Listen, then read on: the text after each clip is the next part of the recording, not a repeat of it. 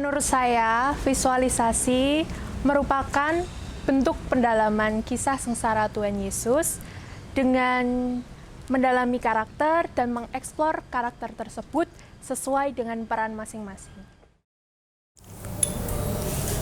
Visualisasi. Kalau dari kata dasarnya visual, dari KBBI merupakan suatu proses yang bisa dilihat oleh indera penglihatan.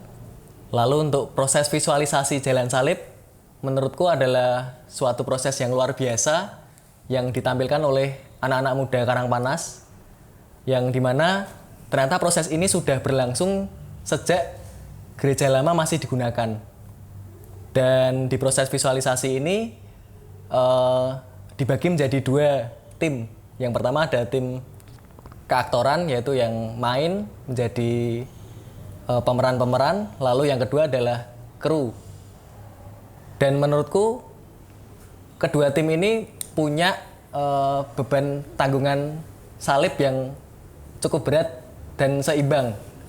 Dari tim aktor harus bermain dan mengorbankan waktu, tenaga, dan harus masuk sesuai karakter yang ditentukan oleh sutradara. Sedangkan untuk tim kru dan tim yang lainnya mempersiapkan segala kebutuhan para pemain. Dan menurutku proses ini sangat berkesan ketika teman-teman nanti mungkin sudah bekerja, mungkin sudah berkeluarga, akan merindukan proses visualisasi jalan salib. Visualisasi jalan salib OMK Karangpanas buat aku merupakan sebuah proses yang punya dinamika yang luar biasa dan begitu uniknya. Kenapa begitu? Karena jujur buat aku di setiap tahunnya merupakan proses yang mempunyai banyak hal yang buat aku berbeda banget sih. Jadi dari tahun pertama kali aku ikut visualisasi hingga saat ini selalu ada proses-proses yang begitu menarik yang bisa aku dapatkan, bukan hanya sekedar bisa mementaskan di in-frame, tetapi banyak pelajaran-pelajaran kehidupan. Dan di sini juga aku mendapatkan hal-hal baru dan keluarga-keluarga baru yang bisa yang tidak bisa aku temui mungkin di luar sana, misalnya kayak di sekolah. Jadi ini adalah proses yang luar biasa buat aku, dan buat aku sih tidak terlupakan. Visualisasi menurut saya keren. Pokoknya kalau kita melihat secara langsung, visualisasi ini luar biasa ya. Ini bisa merefleksikan diri kita, kisah sengsara Tuhan Yesus Kristus lewat visualisasi yang diperankan oleh teman-teman OMK Karangpanas ini. Jadi good, pokoknya visualisasi membuat kita menjadi lebih bisa merefleksikan bahwa Tuhan Yesus itu sangatlah baik dan mengasihi kita lewat penebusannya. Keren.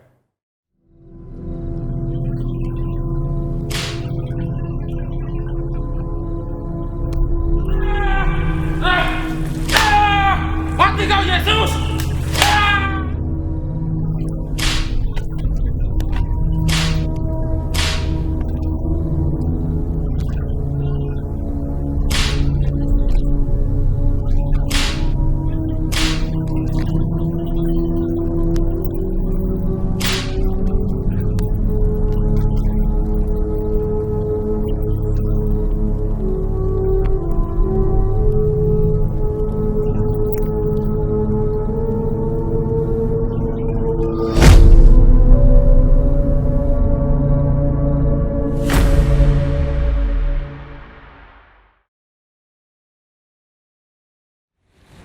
Jadi aku ikut visualisasi 2019 karena aku tertarik dengan melihat visualisasi tahun-tahun sebelumnya yang diperankan oleh OMK.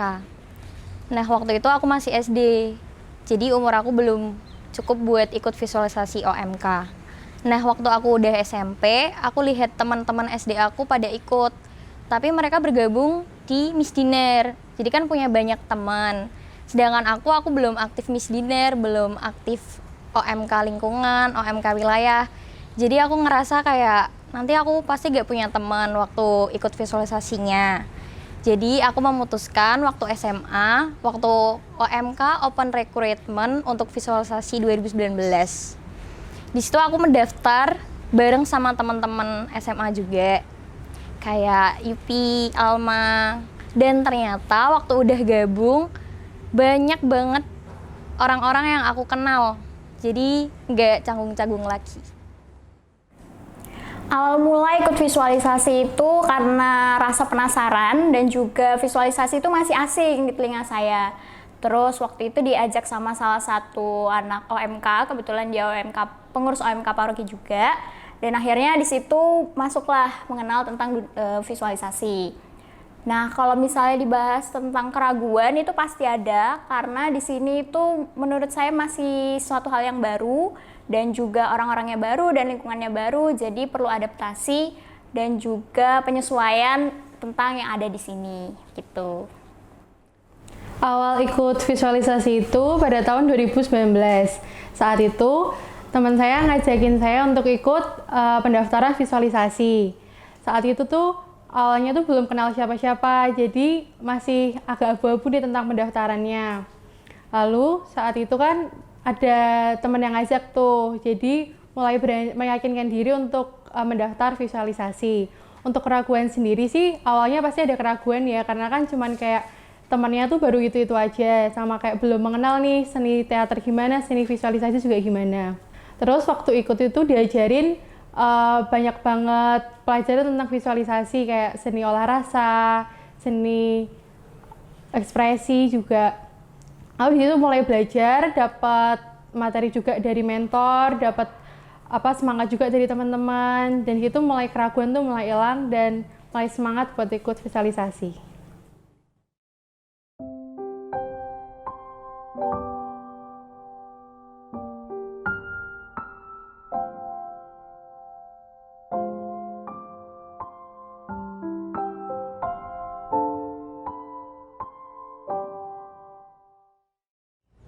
Perdebatan untuk memilih karakter itu memang sering sekali terjadi, apalagi ketika setelah casting dan 2 atau 3 minggu setelah casting. Biasanya setelah casting itu memang kita sudah memploting nih siapa yang menjadi Yesus, Maria, Maria Magdalena, dan seterusnya. Tapi kan kita tidak langsung mengumumkan, tapi kita membuat latihan dulu supaya melihat nih gimana sih potensi sebenarnya. Mungkin saja saat casting itu mereka sangat gugup. Nah, ketika sudah casting, hal yang sering sekali dialami, terutama oleh saya dan juga teman-teman mentor adalah setelah casting kita sudah menempatkan dia nih, semisal menjadi Maria.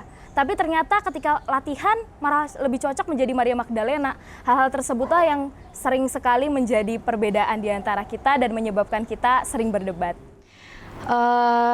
Dulu sih seingatku juga pernah kejadian kayak gitu sih waktu milih antara Maria sama Maria Magdalena. Susah banget karena dua-duanya tuh oke banget kalau memerankan kedua karakter itu gitu. Terus akhirnya kita meminta aktor-aktor itu buat datang lagi, casting lagi.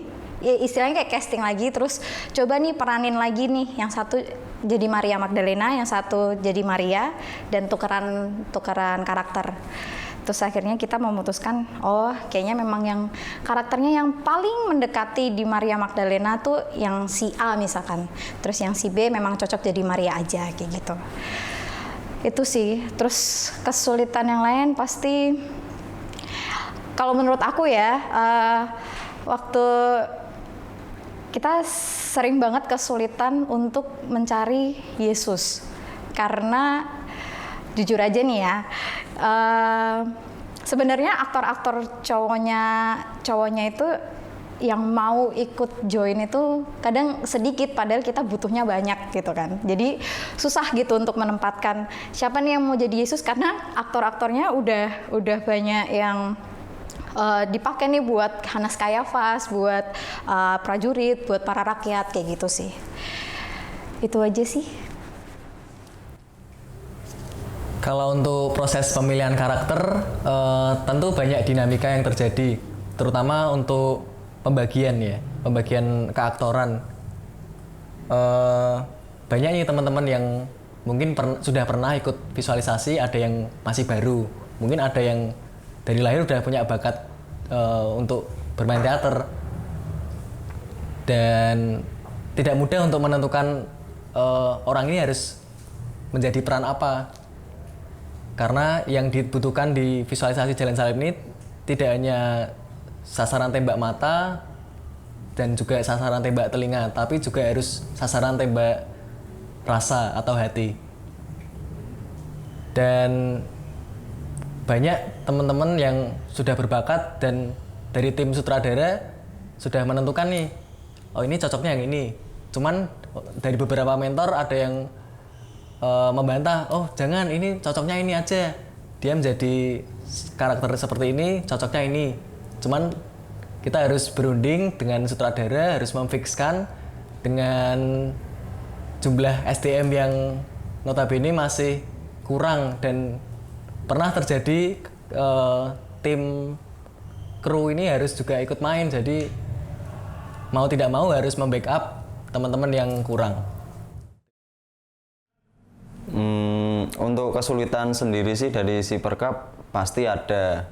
Yang pertama itu mungkin dari ngumpulin orang, karena kan pasti dari setiap individu itu punya kesibukannya masing-masing. Jadi dalam perjalanan menuju hari H itu pasti jarang banget itu ada yang komplit dari si perkap. Pasti ngambil dari sisi yang lain yang mungkin ada waktu untuk membantu. Itu yang pertama. Kalau yang kedua itu mungkin dari ngelobi keperluan-keperluan yang tidak OMK miliki, seperti kayak panggung, lighting, sound system. Itu kan kita harus melobi dari jauh-jauh hari, karena kalau misalnya udah mepet-mepet itu dari segi waktu yang kita bakal keteteran, segi uang itu pasti akan lebih mahal karena nyarinya jadi lebih susah. Itu yang kedua. Kalau yang ketiga itu pasti yang mendekati hari H atau hari H. Kalau hari H itu kesulitannya pasti di hal-hal teknis sih, yang mungkin susah buat kita benerin. Kayak misalnya pernah itu yang kita alamin, kayak pas lagi action, lagi ditonton banyak umat itu tiba-tiba tamengnya ada yang rusak, ada yang pecah. Kayak gitu kan hal yang tidak terduga, dan kita pasti susah kalau misalnya ngebenerin saat itu juga. Makanya kita harus persiapannya itu jauh-jauh hari udah harus matang sih. Kalau sukanya sih ketika ada sisi dari yang lain itu membantu si perkap itu, kami dari tim perkap itu merasa dipedulikan, itu menjadi suatu kebahagiaan tersendiri. Terus ketika pementasan udah selesai dan semua kendala juga bisa dikasih solusinya, itu juga menjadi sebuah kebahagiaan juga. Terus ketika yang terakhir, ketika semua barang-barang perkap yang di list ternyata masih lengkap, itu juga menjadi kebahagiaan yang luar biasa bagi kami tim perkap. Seperti itu. Untuk pembuatan properti yang sesuai keinginan sutradara sih, kalau dari aku pribadi sebagai yang pernah merasakan jadi tim perkap, itu kita sebisa mungkin support apa yang dipenginin sama sutradara. Karena menurutku properti itu juga salah satu faktor penting sih buat mendukung mendukung teman-teman aktor kayak gitu. Terus untuk yang soal yang properti rusak selama dipakai, ya itu wajar sih, karena namanya dipakai ya pasti ada kalanya itu pasti rusak gitu. Jadi sebisa mungkin kalau memang waktunya masih memungkinkan dan kita masih bisa bikin, ya udah dibenerin atau dibikin baru kayak gitu. Pokoknya intinya tim perkap support full apa yang dipenginin sama sutradara buat mendukung teman-teman aktor waktu pentas kayak gitu. Perkap hampir beberapa tahun, mungkin 5-10 tahun mengikuti visualisasi. Perkap adalah bagian yang paling penting menurut saya, dikarenakan bisa membangun suasana visualisasi menjadi lebih hidup. Nah, ada satu kejadian unik sewaktu mengikuti visualisasi. Pertama kali melakukan visualisasi menggunakan 3 salib. Berjalan dari gereja sampai ke lapangan Sanggung, bisa dikatakan durasi cukup panjang, 2 jam. Hujan lebat di area parkiran tiba-tiba. Sewaktu berjalan sampai di lapangan Sanggung, tiba-tiba salib patah. Wah, itu menjadi satu momen yang mungkin sampai sekarang tidak akan terlupakan, dikarenakan benar-benar menjadikan suasana itu menjadi down, semua perkap tidak tahu harus bagaimana, dan salib yang patah adalah salib Yesus sendiri. Akhirnya kita ganti salib menggunakan salib yang penjahat yang ada, satu kita turunkan, akhirnya kita gantikan.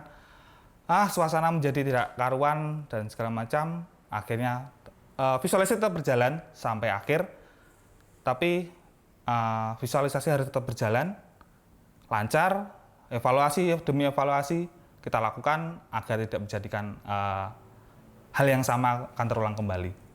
Momen yang tak terlupakan yang pernah saya alami dari tahun 2007 sampai 2018, sebenarnya banyak sekali hal-hal yang tidak bisa saya lupakan, karena momen di tiap tahunnya memiliki momen spesial yang berbeda-beda. Namun boleh saya katakan yang paling spesial adalah ketika dari setiap tahun itu tiang pancang yang digunakan untuk menyalibkan Yesus itu berubah-ubah dengan bahan material yang berbeda-beda tiap tahun, yang memiliki tingkat kesulitan yang berbeda-beda, hingga akhirnya di tahun 2017 salah satu kawan yang ahli di bidang menghitung mekanikal seperti itu menemukan solusi untuk membuat sebuah tiang pancang yang solid, yang terbuat dari besi dan dicor dengan semen. Jadi akhirnya ditemukanlah sebuah tiang pancang yang waktu itu akhirnya dibuat dengan berkolaborasi dengan kawan-kawan dari OMK Kristus Raja Ungaran. Ketika saya mengingat-ingat, saya sampai merinding sih momen itu, karena sebegitu menyenangkannya momen akhirnya ditemukanlah sebuah tiang pancang yang solid yang bisa digunakan sampai hari ini. Dan di tahun 2017 itu adalah masa terakhir saya menjabat untuk menjadi tim perkap untuk visualisasi Jalan Salib di OMK Karangpanas sebelum saya pergi meninggalkan Pulau Jawa untuk meneruskan langkah saya menjadi seorang yang lebih profesional seperti itu.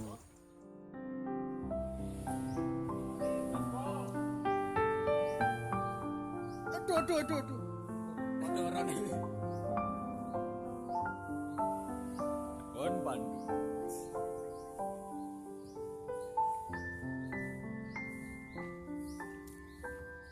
Udah ngopo lagi saja nih.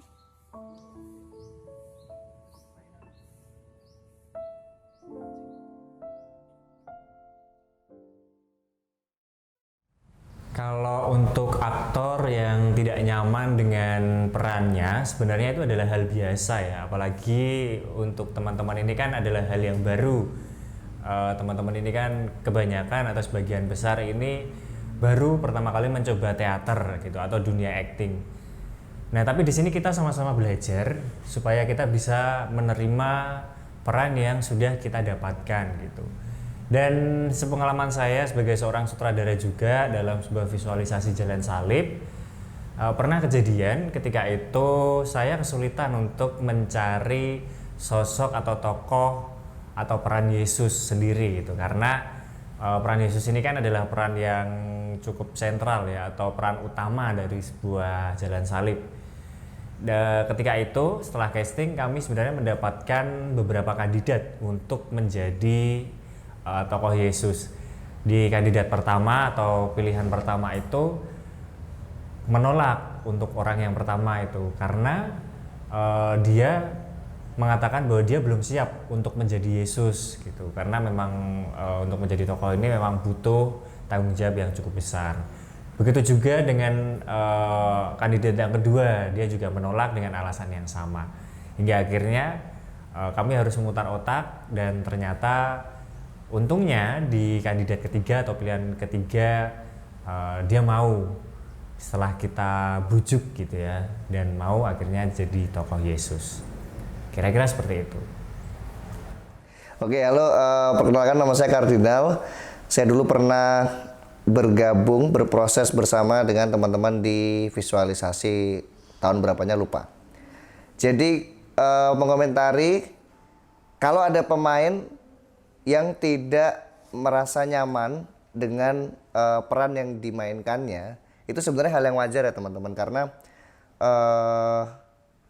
bagaimanapun juga ketika dia baru menerima peran pasti dia langsung berpikir, oh peran ini seperti apa, lalu kemudian pendalamannya seperti apa. Mungkin dia merasa ragu, mungkin dia merasa tidak siap menjadi peran itu, apalagi ketika dia mendapatkan peran jadi Yesus. Itu luar biasa beratnya. Karena dulu pernah waktu itu kejadian satu pemain ini menjadi seorang Maria waktu itu. Dia merasa tidak cocok memerankan sebagai Maria karena dia alasannya karena apakah saya pantas memerankan sebagai seorang Maria, kakak gitu. Ya pantas tidak pantas gitu. Pada dasarnya seperti saya juga sebagai seorang sutradara waktu itu juga nggak tahu pantas atau enggak. Yang pasti yang kita tahu ini semua adalah hak dan kewajiban kita sebagai orang muda Katolik, dan juga ini adalah rencana Tuhan untuk kita berproses bersama, sehingga apapun yang dilakukan itu pasti adalah izin dari Tuhan Yesus Kristus. Ketidaknyamanan saat mendapatkan karakter waktu aku menjadi Kayafas. Menurutku karakter Kayafas itu nggak cocok di diriku karena Kayafas itu memiliki sifat antagonis, licik, dan pokoknya susah lah untuk aku dalami. Nah, terus solusiku pada waktu aku pentas itu biar menjadi maksimal ya dengan cara latihan lagi, pastinya latihan lebih dalam, terus cari referensi di YouTube atau di paru-paru lain tentang visualisasinya, Kayafasnya bagaimana, terus tanya-tanya mentor yang udah pernah jadi Kayafas biar karakternya terbangun lagi. Jadi pertama kali aku ikut visualisasi Jalan Salib bersama OMK Karangpanas itu aku menjadi penari kontemporer. Gimana sih caraku menuju nyaman? Awalnya tuh susah banget ya karena aku nggak ada bakat sama sekali buat nari. Aku masuk visualisasi pikirnya buat jadi peran Maria lah atau perempuan apapun itu. Ternyata aku dikasih peran penari. Awalnya memang harus harus menyesuaikan diri sebagai penari kontemporer. Awalnya sih nyari-nyari di YouTube, di internet gimana sih cara menjadi penari kontemporer karena nggak ada bayangan sama sekali untuk menjadi penari kontemporer. Lalu kalau visualisasi itu kita main dari hati ya, jadi nggak cuma hanya gerakan. Aku sih biasanya untuk memasukkan roh-roh itu ke dalam diri aku diem, aku tutup mata, terus yaudah aku bayangin aja yang sedih-sedih. Itu ntar lama-lama bisa kebawa dan emang harus bisa main dari hati banget. Sebenarnya lebih mudah kalau aku pribadi memasukkan roh itu ke dalam peran adalah dengan mendengarkan musik yang sedih-sedih, itu lebih mudah buat aku. Kalau ngomongin soal pergolakan batin, tentu saya sendiri merasakan perasaan gak nyaman, perasaan gak tenang, apalagi waktu itu ditunjuk untuk memerankan Yesus. Ketika saya memerankan Yesus, tentu ada beberapa hal yang saya lakukan akhirnya untuk menenangkan batin saya, menenangkan hati saya, dan tentu menenangkan pikiran saya supaya saya merasa lebih damai lagi. Salah satunya adalah dengan membaca kitab suci, kemudian berdoa, dan juga treatment khususnya yaitu adalah berpuasa. Karena dengan berpuasa, saya merasakan perasaan yang jauh lebih tenang dan merasa jauh lebih siap lagi untuk memerankan karakter Yesus karena seirama dan juga sesuai dengan apa yang Yesus waktu itu jalani. Proses pendalaman karakter yang saya lakukan pribadi itu merupakan proses yang cukup panjang dan harus rutin dilakukan ya. Yang pertama tuh pasti meditasi, dan itu sudah sering dilakukan juga bersama-sama dengan aktor lain dengan tujuan supaya fokus sehingga nanti untuk masuk ke dalam karakternya itu lebih cepat. Kemudian juga untuk sering membaca baik itu kitab suci atau mungkin menonton cerita tentang peran yang diperankan. Contohnya kalau itu saya memerankan Maria dan sering untuk membaca bagaimana sih rasa sayangnya Maria ke Yesus, kemudian bagaimana sih Maria ini saat Yesus ini didera itu seperti apa. Maria itu apakah sedih ataukah tegar.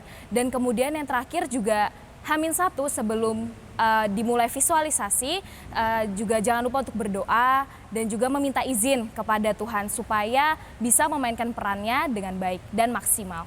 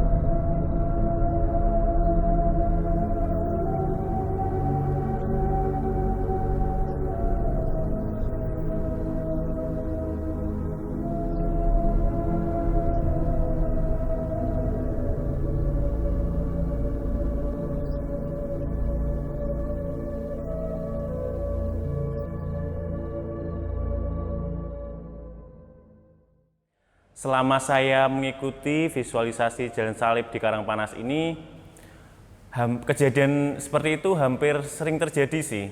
Satu atau beberapa orang masih terbawa oleh perannya itu sampai pementasannya itu selesai. Dan saya pun pernah mengalami kejadian seperti itu. Waktu itu saya menjadi rakyat, yang rakyat awalnya menggebu-gebu bahwa Yesus itu harus mati, Yesus itu harus disalibkan. Nah, setelah Yesus wafat dan tahu kebenarannya, rakyat itu menyesal. Nah, rasa menyesal itu dari pementasan sampai selesai pementasan tuh nggak hilang-hilang, nggak mau hilang dari diri saya. Saya tuh nangis terus sampai dibantu beberapa kru buat nenangin diri saya sendiri tuh kayak nggak mau selesai nangis itu. Nah, mungkin permasalahannya itu ada di diri saya. Saya yang terlalu over sama peran itu, dan saya tidak bisa mengimbangi antara peran yang saya perankan sama harus kembali ke diri saya sendiri setelah pementasan itu selesai. Nah, pas banget nih, aku pernah ngalamin kejadian ini secara langsung. Tepatnya itu waktu visualisasi tahun 2019. Di visualisasi itu, aku terpilih untuk menjadi Yohanes, murid Yesus. Yohanes sendiri ini orangnya itu sangat mencintai Yesus sebagai gurunya. Dia tuh ingin sekali menyelamatkan Yesus saat selama ditangkap itu. Tapi dia terlalu takut untuk menyelamatkan Yesus, jadi dia akhirnya memutuskan lari. Nah, kejadiannya ini waktu latihan. Kebetulan latihan ini juga udah latihan full dari awal adegan sampai akhir adegan. Pas banget Yesus lagi membawa jenazah Yesus keluar. Itu kan emang peranku disuruh untuk nangis gitu, emang nangis. Nah, pas dibawa keluar udah sampai di depan gerbang gereja, itu udah diturunin mayat Yesus, udah disuruh duduk melingkar kayak briefing gitu. Aku masih tetap nangis, kayak gak bisa ngeluarin peran Yohanes dari dalam diriku.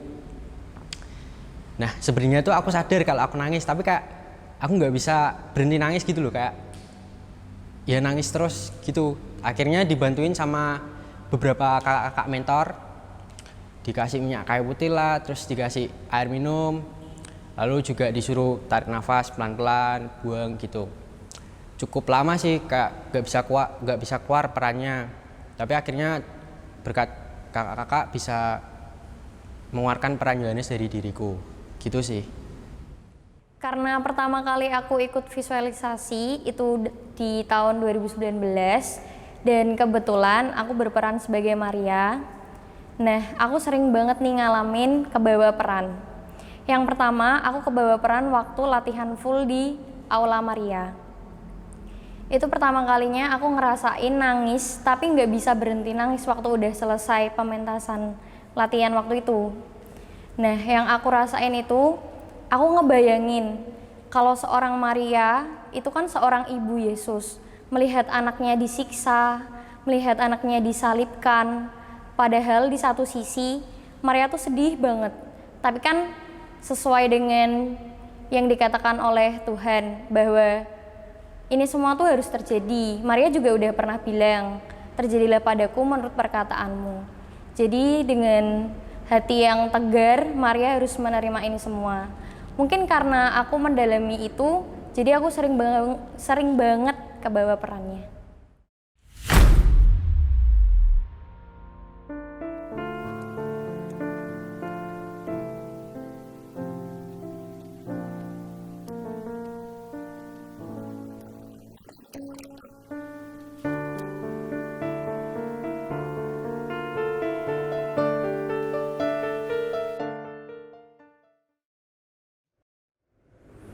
Visualisasi dari ada menjadi tidak ada.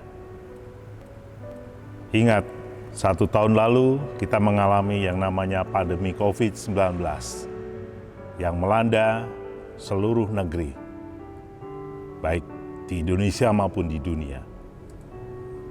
Kalau visualisasi yang harusnya ada sudah dipersiapkan menjadi tidak ada, rasanya kita yang biasanya nonton, kita biasanya bersama keluarga bisa merefleksikan lewat visualisasi yang diadakan oleh teman-teman OMK di Karangpanas ini. Tapi sekarang nggak ada. Tuhan menghendaki kita untuk lebih merefleksikan secara nyata dalam kehidupan ini. Untuk itu, mari kita akan belajar terus merefleksikan kisah sengsara Tuhan Yesus dalam kehidupan kita yang nyata. Jadi tahun 2020 adalah tahun pertama dalam visualisasi di Karangpanas untuk aku memerankan menjadi Yesus. Pertama kali waktu ditunjuk untuk menjadi Yesus, ya pertamanya kaget. Habis kaget itu ya kayak ada sing ganjel aja gitu loh, masih ada sing ganjel terus tuh. Tapi seiring berjalannya waktu dengan latihan-latihan, terus habis itu kegiatan sehari-hari, bisa menerima peran itu dalam diri aku gitu. Jadi setelah karakter itu hadir dalam diri aku, itu udah mulai kerasa feel-nya udah dapet, udah hampir ya kurang lebih udah 50%-an lah udah bisa menghayati peran itu. Terus tiba-tiba dengar kabar kalau visualisasi 2020 batal untuk pentas. Pertama kali yang dirasakan itu kecewa sih, kecewa karena udah banyak pengorbanan buat ngorbanin waktu juga buat latihan-latihan, terus buat ya kalau misal biasanya kayak sekolah, kita sekolah malamnya kita belajar, kita ganti buat latihan gitu kan, kita juga berkorban waktu untuk itu. Udah korban itu, tiba-tiba disuruh dibatalkan, tidak boleh pentas kan, kayak ada gimana gitu ya. Terus akhirnya lambat laun juga bisa untuk mengikhlaskan kalau pentas visualisasi 2020 gagal untuk tampil. Ya tapi dari dibalik rasa kecewa itu kita punya rasa bangga karena udah bisa berproses kurang lebih 2 bulan, terus juga kita bisa belajar arti pengorbanan, terus bisa menumbuhkan benih-benih kebaikan untuk kehidupan kita. Pada saat awal ditunjuk menjadi Pimpro Visualisasi 2020 itu sempat kaget gitu. Dan aku sempat langsung nolak karena di situ tanggung jawabnya sungguh sangat besar gitu. Terus karena dukungan dari teman-teman, dukungan dari pengurus yang lain tuh membuat aku terpacu untuk bisa gitu. Aku yakin aku pasti bisa gitu. Terus mulailah di bulan Januari, Februari itu casting dan latihan di bulan Maret juga. Pada saat awal bulan Maret itu berita COVID-19 sudah melanda Indonesia gitu. Terus ada berita kalau paroki di Jogja itu ada yang sudah membatalkan untuk Trihari Suci. Itu sempat membuat bingung para kru yang lain apakah lanjut apa enggak gitu. Sambil menunggu, kami terus latihan. Gitu. Sampai berita itu turun dari paroki dan dari Romo itu langsung membuat kami sedih karena Trihari Suci di paroki Karangpanas ditiadakan. Otomatis visualisasi Jalan Salib ditiadakan juga. Kami langsung sedih dari aktor utama karena sudah mempersiapkan jauh-jauh hari latihan itu, dan itu tidak membuat kami putus asa gitu untuk tahun berikutnya. Di tahun 2020 itu penuh dengan cobaan gitu. Kami terus memproses progres untuk kedepannya, apa yang harus kita kerjakan gitu. Dan akhirnya kita membuat sebuah proses yang sungguh luar biasa untuk 2021 ini gitu. Aku percaya untuk OMK Karangpanas itu pasti bisa gitu. 2020 nggak jadi visualisasi. Mungkin jadi tahun terberat sih buat kita teman-teman OMK Karangpanas, dimana yang biasanya tradisi visualisasi itu selalu berjalan di tiap tahunnya, tapi di tahun kemarin kita tidak bisa melaksanakan visualisasi karena pandemi. Yang terfikir pertama kali adalah kebingungan, karena ya kita bingung mau ngapain lagi. Kita nggak bisa ngapa-ngapain, kita juga nggak bisa berbuat apa-apa, dan kecewa pasti ada, sedih juga pasti. Tapi dari situ kita juga belajar bahwa apa yang sudah direncanakan harus bisa kita terima kalau memang jalannya seperti itu. Dan di visualisasi tahun 2020 kemarin, saya juga diberi tanggung jawab untuk menjadi seorang sutradara. Pada saat itu, pada hari Kamis Putih malam, saya berpikir bahwa gimana caranya supaya Jalan Salib itu tetap berjalan dengan baik. Meskipun kita tidak bisa melaksanakan di gereja, tapi pada saat itu saya mencoba untuk berpikir, saya ingin merasakan Jalan Salib dengan cara yang berbeda. Jadi pada saat itu saya juga mencoba membuat sesuatu untuk teman-teman, mencoba membuat Jalan Salib yang tadinya bisa kita lihat secara visual, tapi kali ini saya coba untuk memasukkan itu ke dalam sebuah audio. Jadi teman-teman, para aktor yang sudah sebelumnya persiapan, pada saat Jumat Agung mereka bisa mendengarkan. Ya, memang berat membuat sesuatu yang berbeda, tapi memang itu jalannya.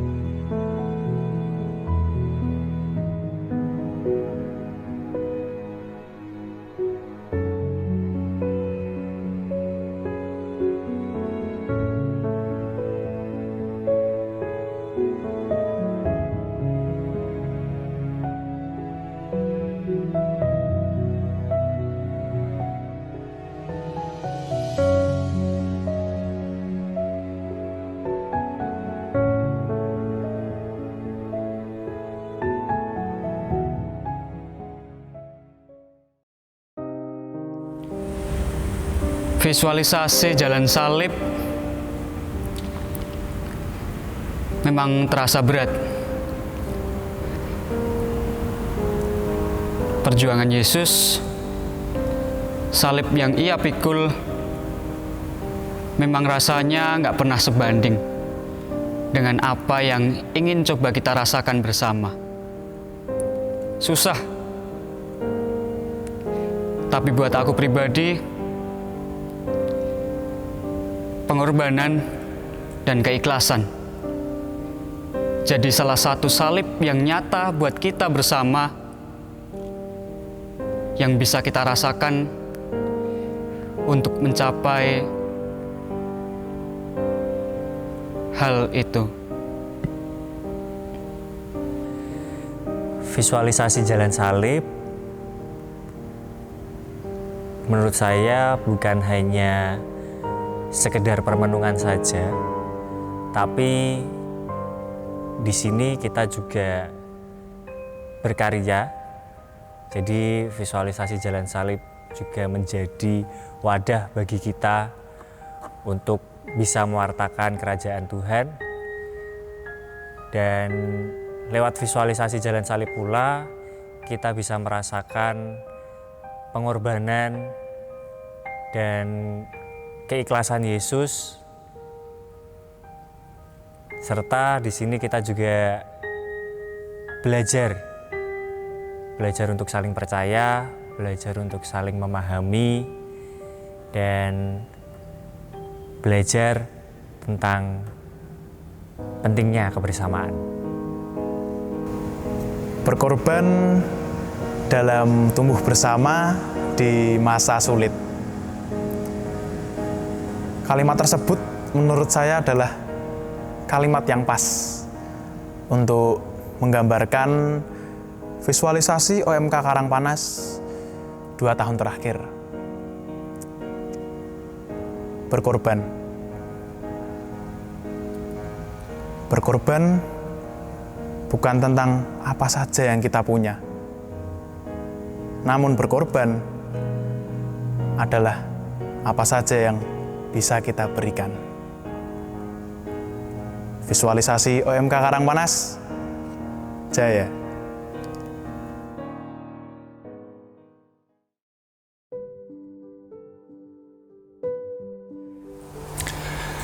Saudari-saudara umatku di Paroki Santo Athanasius Agung Karangpanas, berkah dalam. Bagaimana kabarnya? Tetap sehat dan tetap semangat ya. Ya, menghadapi pandemi dengan sehat, dengan semangat. Ya. Baik, para umat yang terkasih, kita sudah melihat, menyaksikan visualisasi yang ditampilkan oleh teman-teman OMK. Kita melihat bagaimana teman-teman OMK begitu bersemangat dalam berdinamika, kemudian bekerja sama dengan kreativitas untuk mewujudkan, membantu kita merenungkan mengenai perjalanan salib. Dan kita pun juga dibantu untuk sungguh-sungguh memaknai salib itu di dalam kehidupan kita. Terutama pada masa-masa pandemi seperti ini, ketika hidup terasa berat, ketika salib yang kita panggul terasa berat, namun teman-teman OMK mampu menggambarkan perjalanan salib Tuhan kita itu dengan baik. Kita diajak untuk merenungkan mengenai pengorbanan Yesus di kayu salib yang sudah memberikan cinta sehabis-habisnya menebus dosa kita manusia. Ketulusan, keikhlasan Yesus untuk melaksanakan misinya di dunia ini, untuk melaksanakan kehendak Bapa. Begitu juga kita bisa kemudian belajar dari dinamika teman-teman OMK ini. Mereka begitu bersemangat mengorbankan waktu, tenaga untuk membantu kita merenungkan mengenai salib Tuhan ini. Dan juga mereka juga ikhlas untuk melakukan ini semua. Mungkin ikhlas ini tidak mudah karena tahun kemarin kita tahu bahwa kita tidak bisa merayakan perayaan Paskah karena pandemi. Begitu juga tidak bisa menghadirkan visualisasi. Tetapi pada tahun ini teman-teman OMK itu mempunyai keikhlasan hati, mempunyai semangat untuk mengajak kita bermenung bahwa salib kehidupan yang kita panggul itu sungguh-sungguh dapat menghantar kita pada kebangkitan Tuhan sendiri. Maka salib itu bukan berarti kita diajak untuk menderita, semata-mata menderita, tetapi juga untuk bangkit dari kehidupan kita. Maka terima kasih untuk teman-teman OMK yang sudah berdinamika, mempunyai semangat, mempunyai keikhlasan, pengorbanan, dan juga untuk umat sekalian yang sudah menyaksikan ini. Semoga kita semua terbantu untuk merenungkan, untuk menjalani hidup kita sebagai umat Kristiani dengan memikul, memanggul salib kehidupan kita bersama Tuhan Yesus Kristus. Maka sekali lagi terima kasih dan berkah dalam.